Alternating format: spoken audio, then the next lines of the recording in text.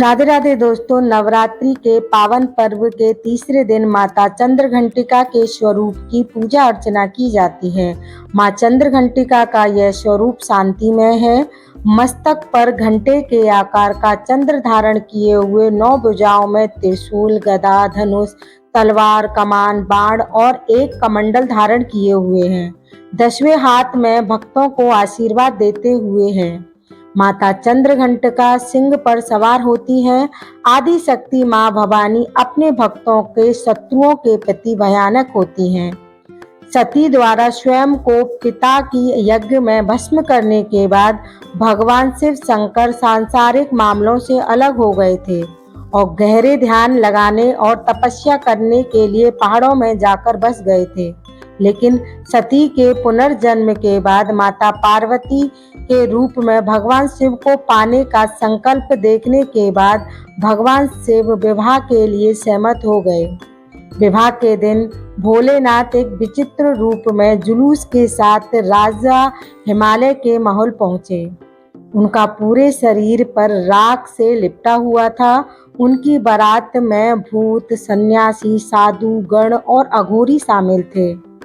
भगवान शिव और उनकी विचित्र विवाह के ऐसे भयानक जुलूस को देखकर पार्वती जी माने अन्य रिश्तेदार भयभीत हो गए थे। अपने परिवार और भगवान भोलेनाथ को शर्मिंदगी से बचाने के लिए मां पार्वती ने खुद को एक भयानक रूप में बदल लिया और वह रूप चंद्रघंटिका माता का था। इस रूप में उनका रंग सुनहरा था।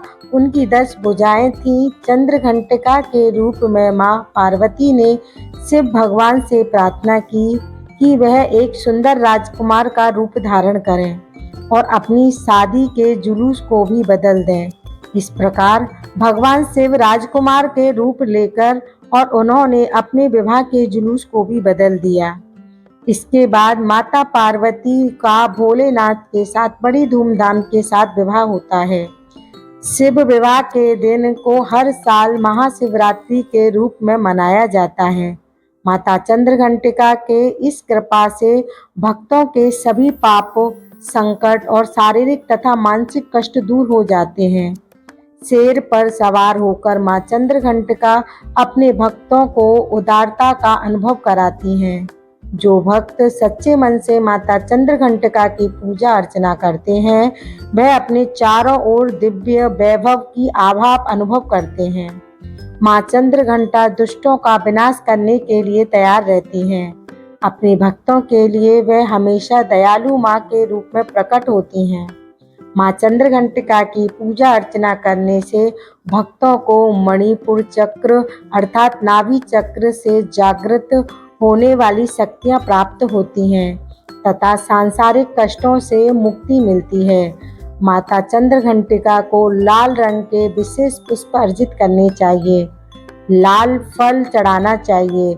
मां चंद्रघंटिका की पूजा करते समय घंटी अवश्य बजानी चाहिए। माता को दूध या दूध से बनी हुई चीज़ों का भोग लगाना चाहिए। मखाने की खीर का भी भोग लगाना चाहिए। इससे माँ अति प्रसन्न होती हैं। अगर आपको मेरी वीडियो अच्छी लगती है तो मेरे चैनल को लाइक, शेयर, सब्सक्राइब जरूर करें। राधे राधे।